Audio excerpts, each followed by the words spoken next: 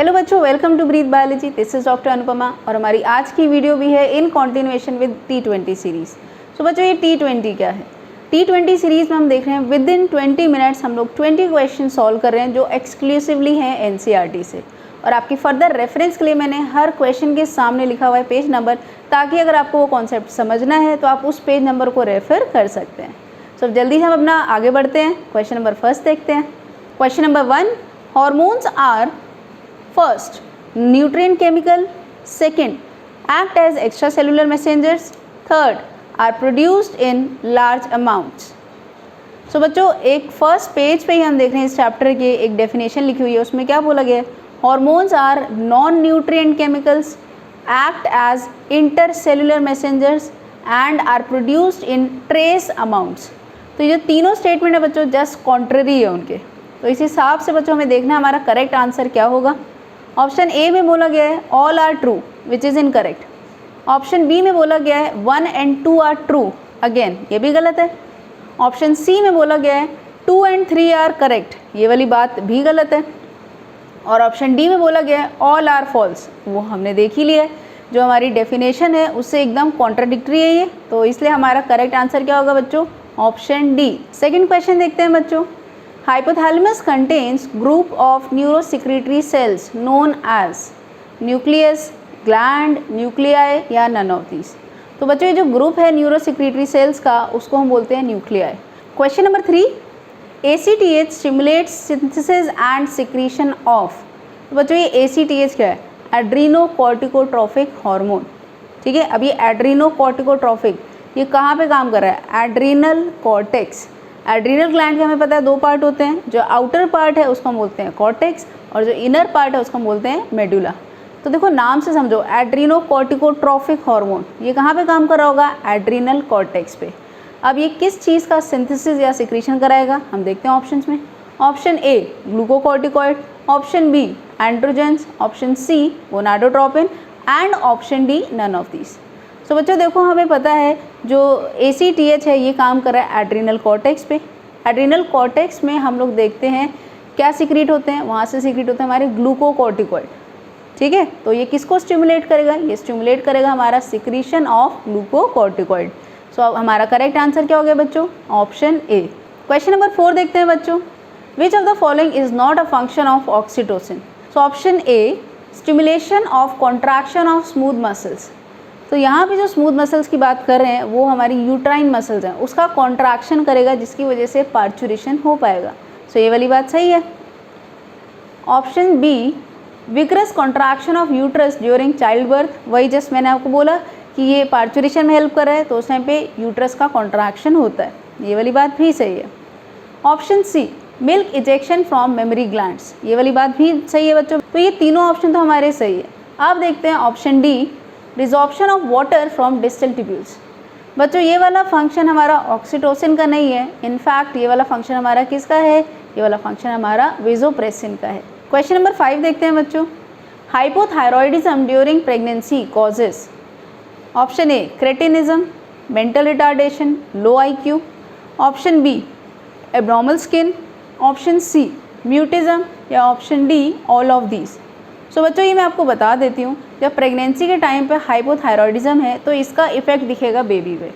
अब जब बेबी हम देखेंगे उसकी डिलीवरी हो गई, उसके बाद हम देखेंगे उसके अंदर फिजिकल एब्नॉर्मैलिटीज़ भी हैं, मेंटल एब्नॉर्मैलिटीज़ भी होती हैं और सेक्शुअल एब्नॉर्मैलिटीज़ भी होती हैं। और ये जो सारी चीज़ें हो रही हैं इसको हम कलेक्टिवली बोलते हैं क्रेटिनिज्म। ठीक है, तो हम देख रहे हैं यहाँ पे सारी चीज़ें जो बताया है ABC, ये सारी चीज़ें एकदम करेक्ट है। अब क्या क्या होता है बच्चों, मैं ये बता देती हूँ। एक तो हम देखते हैं डॉर्फिज्म होता है, वो इतना ज़्यादा ग्रो नहीं कर पाता हाइट में जितना होना चाहिए, तो डॉर्फिज्म हो गया। मेंटली हम देखेंगे रिटार्डेड होता है, IQ उसका बहुत लो होता है, इडियोसी होती है उसमें। ठीक है, और हम देखिए सेक्सुअली भी उतना ज़्यादा डेवलप नहीं हो पाएगा। फिर हम देखते हैं बच्चों उसमें डेफ म्यूटिज्म होता है, बोल या सुन नहीं पाते, ये चीज़ होता है। स्किन में भी हम देखेंगे काफ़ी सारे चेंजेस होते हैं जो एबनॉर्मल होते हैं। पॉट बेली देखेंगे हम लोग, और उसमें देखेंगे इतने सारे बॉडी के अंदर भी डिफेक्ट्स होते हैं। तो इन सब को हम कलेक्टिवली क्या बोलते हैं बच्चों? क्रेटिनिज्म। सो यहाँ पर हम देखेंगे जब इस तीनों चीज़ें ही जो हैं ये कॉमन है, ये होता ही है, तो यहाँ पे हमारा करेक्ट आंसर क्या होगा बच्चों? Option D all of these. अब देखते हैं बच्चों question number 6। Parathyroid hormone dash the levels of calcium in blood.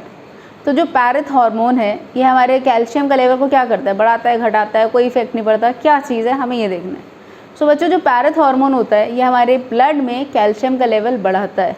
Actual में क्या करता है, ये कैल्शियम होमियोस्टेसिस मेंटेन करता है, मतलब कैल्शियम का लेवल हमारे ब्लड में मेंटेन करने का काम करता है। अगर बहुत कम हो जाता है कैल्शियम लेवल तो ये क्या करता है, ये हम देखेंगे बोन से रिएब्जॉर्ब करके लेके आएगा, हमारे इंटेस्टाइन से रिएब्जॉर्ब करके लाएगा, बट किसी भी तरीके से ब्लड में कैल्शियम का लेवल बढ़ा देगा। इतना क्लियर है बच्चों। तो यहाँ पे हमारे पास आंसर तो आ गया, ये क्या करता है, it increases level of calcium in blood.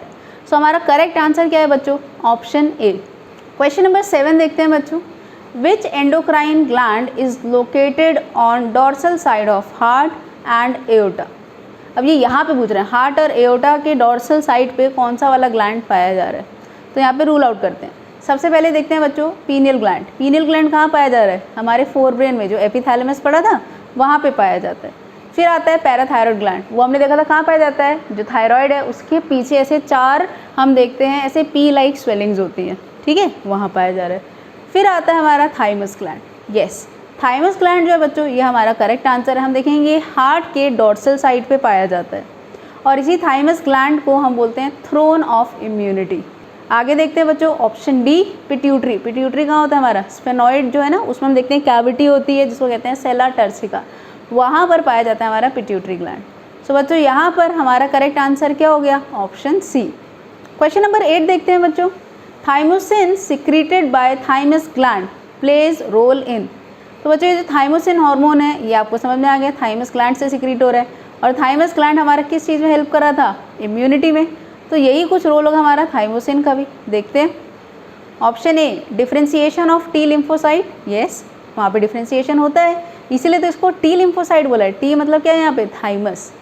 फिर हम देखते हैं B, promotes production of antibodies. ये वाली बात भी सही है बच्चों, जो थाइमोसिन है ये प्रोमोट करता है एंटीबॉडी प्रोडक्शन।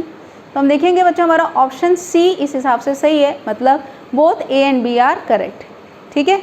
और डी में बोला गया है resorption of calcium from bones. ये वाला काम थाइमोसिन का नहीं है बच्चों, ये किसका काम है, PTH, that is parathyroid hormone. तो हम देखेंगे बच्चों हमारा करेक्ट आंसर क्या हो गया, ऑप्शन सी। बढ़ते हैं बच्चों क्वेश्चन नंबर 9 की तरफ। Aldosterone is involve in, option A, resorption of sodium ions and water at renal tubules. ये वाली बात सही है, रीनल ट्यूब्यूल्स हम देखते हैं सोडियम आयन को खींच के ले जा रहा है और सोडियम के साथ कौन आ जाता है, साथ में वाटर। इन दोनों को खींच के ये रीअब्जॉर्ब करवा लेता है, ये वाली बात एकदम सही है। और क्या करता है बच्चों, एक्सक्रीशन ऑफ पोटेशियम आयंस, ये वाली बात भी सही है, आपने पढ़ा होगा एक्सक्रीशन में। और ऑप्शन सी में बोला गया है एक्सक्रीशन ऑफ फॉस्फेट आयंस, ये वाली बात भी सही है। ना हमें फॉस्फेट आयन चाहिए होता है इस दौरान, ना ही हमें चाहिए होता है पोटेशियम आयन। तो इन दोनों को क्या कर देता है, एक्सक्रीट करने में हेल्प करता है, सिक्रीट कर देता है हमारे किसमें, रीनल ट्यूब्यूल्स में। तो हम देखेंगे बच्चों option A, option B, option C, तीनों करेक्ट हैं। तो हमारा करेक्ट आंसर क्या हुआ, option D, all of these. Question number 10 देखते हैं बच्चों, androgenic steroid secreted by adrenal cortex play a role in growth of dash during puberty. तो बच्चों एंड्रोजेनिक स्टेरॉइड्स जो हमारे सिक्रीट हो रहे हैं एड्रीनल कॉर्टेक्स से, androgenic steroids release by adrenal cortex, ठीक है। तब ये क्या चीज़ करेंगे, किस चीज़ का डेवलपमेंट करते हैं, ये देखते हैं बच्चों। ऑप्शन है हमारे पास एक्सियल हेयर, मतलब जो अंडर आर्म्स में होते हैं। ऑप्शन बी, प्यूबिक हेयर, जो प्राइवेट पार्ट्स पे होते हैं। ऑप्शन सी, फेशियल हेयर, हम देखते हैं दाढ़ी मूंछ आ जाती है। तो बच्चों ये तीनों चीज़ों में हम देखते हैं रिस्पॉन्सिबल होते हैं हमारे जो सेक्स हार्मोन है। तो यहाँ पे हमारा करेक्ट आंसर क्या हो गया, option D, all of these. Question number 11 देखते हैं बच्चों, insulin acts mainly on, option A hepatocytes, option B adipocytes, option C brain, या option D both A and B. तो बच्चों ये जो इंसुलिन जो हार्मोन है ये हमारा कहाँ से सीक्रेट होता है, बीटा सेल से सीक्रेट होता है of islets of Langerhans present in pancreas. ये वाली चीज़ क्लियर है। अब ये किस पे एक्ट करता है, ये हमारा एक्ट करता है हेपाटोसाइट्स पर भी और एडिपोसाइट्स पे भी। और ये करने से क्या होता है, जो सेलुलर ग्लूकोज हम देखते हैं उस सबका बहुत ज़्यादा अपटेक होने लग जाता है, ठीक है। अब जितना भी एक्स्ट्रा ग्लूकोज था वो सारा अपटेक हो गया, ब्लड के अंदर हम देखेंगे एक्स्ट्रा ग्लूकोज नहीं पाया जाएगा। तो इस हिसाब से हमारा करेक्ट आंसर क्या हो गया बच्चों, option D, both A and B. अब देखते हैं बच्चों question number 12, which of the following statements are true. Option A, prolonged hyperglycaemia leads to diabetes mellitus. इसमें क्या बोला गया बच्चों, अगर हाइपरग्लाइसीमिया, हाइपर मतलब ज़्यादा, ग्लाइसीमिया मतलब ग्लूकोज इन ब्लड, ज़्यादा ग्लूकोज अगर ब्लड में है तो it will lead to diabetes mellitus. ये वाली बात बिल्कुल सही है। ऑप्शन बी देखते हैं, diabetes mellitus is characterised by loss of glucose through urine. बच्चों हमारा जो ब्लड है उसकी भी एक एबिलिटी है, उससे ज़्यादा वो ग्लूकोज को रिटेन नहीं कर पाएगा। अब जितना भी एक्स्ट्रा ग्लूकोज है उसको बॉडी से बाहर जाना पड़ेगा, वो कैसे जाएगा, वो जाएगा वाया यूरिन। और जब हम देख रहे हैं कि ग्लूकोज जो है वो यूरिन के रास्ते निकल रहा है तो उस कंडीशन को हम बोलते हैं ग्लाइकोसूरिया। कोई भी वर्ड एंड कर रहा है यूरिया में मतलब वो वाली चीज़ प्रेजेंट है किसमें, यूरिन में। तो ग्लाइकोसूरिया मतलब presence of glucose in urine. तो ये वाली बात भी सही है। फिर देखते हैं option C, formation of harmful substances called ketone bodies. हाँ ये वाली चीज़ भी होती है बच्चों, क्योंकि ये कार्बोहाइड्रेट्स जो है हमारे उसको यूटिलाइज नहीं कर पा रहे तो अब फर्दर क्या होगा, फैट्स का ब्रेकडाउन होगा। फैट का ब्रेकडाउन होने की वजह से हम क्या देखते हैं, कीटोन बॉडी का फॉर्मेशन होने लग जाता है। और ये जो एक्सेसिव कीटोन बॉडी बन जाती हैं ये हमारी किडनी पे बहुत ज़्यादा लोड लेती हैं, जिसकी वजह से किडनी का फेलियर भी हो सकता है। तो ये वाली बात भी सही है बच्चों। हम देखेंगे ऑप्शन ए बी सी सारे मैंने एक्सप्लेन कर दिए, एकदम सही है। तो हमारा करेक्ट आंसर क्या हुआ बच्चों, ऑप्शन डी। क्वेश्चन नंबर 13 देखते हैं बच्चों, विच of the following statements is not true regarding testis. तो इसमें से कौन सी स्टेटमेंट है जो सही नहीं है regarding testis. Option A, testis act as sex organ and an endocrine gland. ये वाली दो पूरी बात बच्चों ये है एकदम सही है। कैसे, टेस्टिस हमारा सेक्स ऑर्गन की तरह काम कर रहा है क्योंकि ये स्पर्म्स का प्रोडक्शन करवा रहा है। फिर देखते हैं ये एंडोक्राइन ग्लैंड की तरह भी काम कर रहा है क्योंकि ये रिलीज़ कर रहा है कुछ हार्मोन्स लाइक एंड्रोजेंस, इनिबिन, ये सब रिलीज़ कर रहा है तो ये एक एंडोक्राइन ग्लैंड की तरह भी काम कर रहा है। फिर देखते हैं option B, testis is compose of seminiferous tubules and stromal और इंटरस्टिशियल स्पेस। बच्चों ये वाली बात भी सही है। हर टेस्टिस में हम देखते हैं अराउंड 250 टेस्टिकुलर लोब्यूल्स होते हैं। ये जो टेस्टिकुलर लोब्यूल्स हैं इसमें हम देखते हैं हर टेस्टिकुलर लोब्यूल में 1 से 3 सेमिनिफेरस ट्यूब्यूल पाई जाती हैं। ये जो आप डायग्राम देख रहे हैं इसमें मैंने यहाँ पे 3 सेमिनिफेरस ट्यूब्यूल्स बनाई हुई हैं। ओके, तो ये वाली बात भी सही है। अब इस सेमिनिफेरस ट्यूब्यूल के अंदर बच्चों 2 टाइप के सेल पाए जा रहे हैं। एक तो है प्राइमोर्डियल जर्म सेल्स जो आगे चल के स्पर्म्स बना देंगे, और हम देख रहे हैं दूसरे हमारे पास सर्टोली सेल्स जो क्या करते हैं, ये नरिशमेंट प्रोवाइड करते हैं स्पर्म्स को, और भी इसके बहुत सारे फंक्शन हैं। इतना क्लियर। आगे वाला ऑप्शन देखते हैं, Leydig cells present in intratubules produce androgen mainly testosterone. तो बच्चों ये वाली बात तो इन्होंने सही बोली है कि जो लेडिक सेल्स हैं ये प्रोड्यूस करते हैं टेस्टोस्टेरोन, बट इसकी लोकेशन गलत बता दी। इन्होंने क्या बोला कि जो लेडिक सेल्स हैं वो कहाँ प्रेजेंट है, इंट्राट्यूब्यूल्स मतलब with in the seminiferous tubule. क्या आपको लेडिक सेल यहाँ दिख रहे हैं, नहीं दिख रहे, तो हम देख रहे हैं ये वाला हमारा ऑप्शन गलत हो गया। इनफैक्ट हम इसकी जगह क्या बोलेंगे, इट इज़ प्रेजेंट इंटरट्यूब्यूलर। इंटरट्यूब्यूलर मतलब बिटवीन, या है ना, ये देखो बिटवीन 3 या 1 2 3 जितना भी सेमिनिफेरस ट्यूब्यूल्स हैं वहाँ पर हम देख रहे हैं हमारे लेडिक सेल्स पाए जा रहे हैं। और बच्चों देखो इस वाला जो स्पेस है जिसको हमने क्या बोला था, जो बाहर वाला स्पेस है इंटरस्टिशियल स्पेस बोला था, यही रीज़न है लेडिक सेल्स का दूसरा नाम है इंटरस्टिशियल सेल्स। तो हमारा ये वाला स्टेटमेंट तो बच्चों गलत हो गया। अब देखते हैं option D, testis is the organ which is situated outside abdomen. ये वाली बात भी सही है बच्चों। स्पर्मेटोजेनेसिस होना होता है और स्पर्म फॉर्मेशन के लिए हमें 2 डिग्री सेल्सियस टेम्परेचर अराउंड कम चाहिए होता है दैन बॉडी टेम्परेचर, इसलिए हम देखते हैं testis is present outside the abdomen. So बच्चों क्वेश्चन नंबर 13 का हमारा करेक्ट आंसर क्या हो गया, ऑप्शन सी। अब देखते हैं बच्चों question number 14, oestrogen and progesterone belong to which group of hormones. अब यहाँ पर इनका केमिकल नेचर पूछा गया बच्चों। Option A protein, option B steroids, option C lipid, या option D none of these. तो बच्चों देखो कोई भी जो हमारे हार्मोन है जो एंड कर रहे हैं ओन पे या ओल पे, वो हमारे कैसे होते हैं, वो स्टेरॉइडल होते हैं। तो चाहे जैसे इसमें ईस्ट्रोजन, ठीक है, प्रोजेस्टेरॉन, एल्डोस्टेरॉन, और हम देखें कॉर्टिसोल, कॉर्टिसोन, तो जो भी चीज़ें ओल या ओन पे एंड कर रही हैं वो हमारी कैसी होती हैं, स्टेरॉइडल। तो यहाँ पर भी हम देखेंगे हमारा करेक्ट आंसर क्या होगा बच्चों, ऑप्शन बी स्टेरॉइड्स। पहुँच गए हैं बच्चों हम लोग क्वेश्चन नंबर 15 की तरफ। Functions of progesterone are, option A supports pregnancy. बच्चों यही रीज़न है कि जो प्रोजेस्टेरॉन है उसको हम प्रेगनेंसी हार्मोन कहते हैं, क्योंकि जो थ्रू आउट हम देख रहे हैं प्रेगनेंसी सबसे ज़्यादा पाए जाने वाला हार्मोन कौन सा है, प्रोजेस्टेरॉन। ये मेंटेन करता है बच्चों प्रेगनेंसी को, ठीक है, और इसी को हम एंटी अबॉर्शन हार्मोन भी बोलते हैं। इतना क्लियर। अब देखते हैं option B, act on mammary glands and stimulate formation of alveoli. ये वाली बात भी सही है बच्चों, ये इसके ग्लैंड्स पे काम करता है और उनका हम देखें एल्विलाई का फॉर्मेशन को भी स्टिमुलेट करता है, ये भी बात सही है।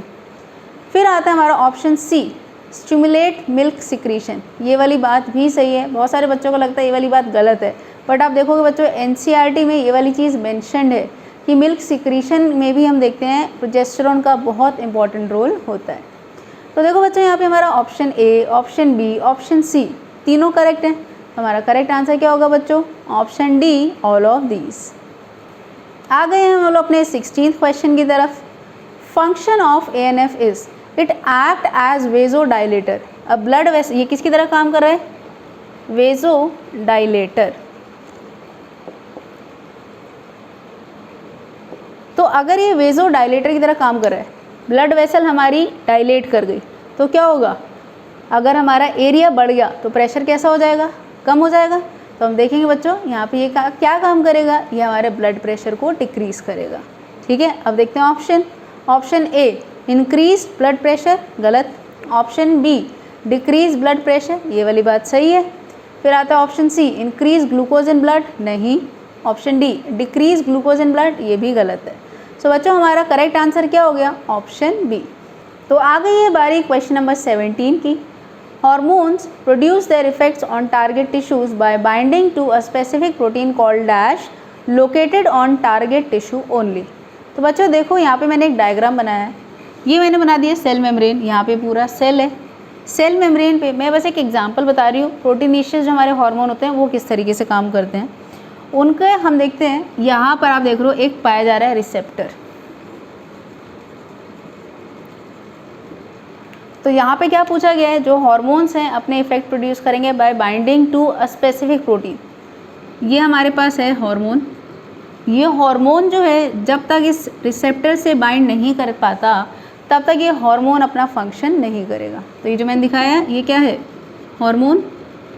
और ये जो आप पूरा स्ट्रक्चर देख रहे हैं जिससे हार्मोन और रिसेप्टर बाइंड, हार्मोन जो है रिसेप्टर से बाइंड कर गया, इसको हम क्या बोलते हैं? Hormone receptor. इतना क्लियर है बच्चों? तो ये जो स्पेसिफिक प्रोटीन है जिसे बाइंड कर रहा है हमारा हार्मोन, उसको क्या बोलते हैं? Hormone receptor. अब देखते हैं options. Option A, hormone receptor, यही हमारा करेक्ट आंसर है।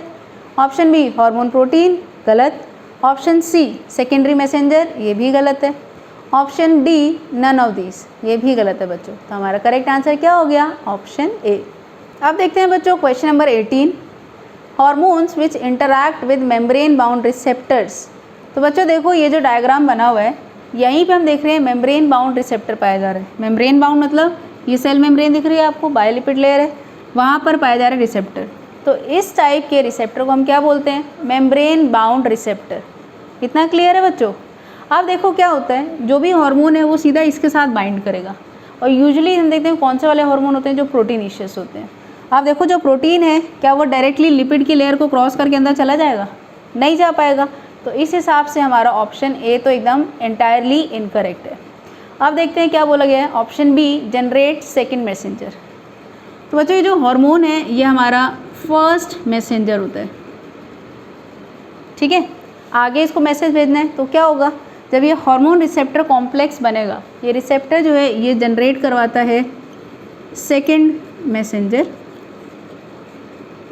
जो फर्दर जाके क्या कराता है? बायोकेमिकल रिएक्शन कराता है और उसकी वजह से हम देखते हैं कुछ ना कुछ फिजियोलॉजिकल रिस्पॉन्स जनरेट हो जाता है। ठीक है, तो जितने भी मेम्ब्रेन बाउंड रिसेप्टर हैं वो क्या करेंगे? सेकंड मैसेंजर का जनरेशन करवाते हैं। इतना क्लियर है बच्चों? तो यहाँ पर हमारा करेक्ट आंसर क्या हो गया? Option B, generate second messengers. Question number 19 देखते हैं बच्चों। Steroid hormones and iodothyronine acts on. तो देखो बच्चों ये जो स्टेरॉयड हार्मोन है और आयोडोथायरोनिन है, अब स्टेरॉयड क्या है? हमारा डेराइव लिपिड है। तो ये आराम से हम देखेंगे सेल मेम्ब्रेन को क्रॉस करके आ जाएगा, क्योंकि हमारे सेल मेम्ब्रेन किससे बना है? बायोलिपिड लेयर है। तो स्टेरॉयड के जितने भी रिसेप्टर हैं वो हम देखेंगे इनसाइड द मेम्ब्रेन होंगे, जिसकी वजह से हम इसको इंट्रासेलुलर रिसेप्टर्स भी बोलते हैं। ओके, अब यहीं पे हम देखते हैं एक होते हैं आयोडोथायरोनिन्स, जो हमारे थायराइड हार्मोन्स हैं T3 T4, उनका भी हम देखेंगे रिसेप्टर कहाँ पाए जा रहे हैं? इनसाइड द सेल मेम्ब्रेन, तो उसको भी क्या बोल दिया, इंट्रा सेलुलर रिसेप्टर्स। इतना क्लियर है बच्चों। अब ये देखो डायरेक्टली हम देखिए मोस्टली ये जो हमारे इंट्रा सेलुलर रिसेप्टर होते हैं कैसे होते हैं, न्यूक्लियर रिसेप्टर। आप देख रहे हो न्यूक्लियर, तो यहाँ पर ये डायरेक्टली हमारा हार्मोन गया और यहाँ पर ये अपने रिसेप्टर से बाइंड कर गया। इतना क्लियर है बच्चों। तो यहाँ से देखते हैं हमारा करेक्ट आंसर क्या होना चाहिए।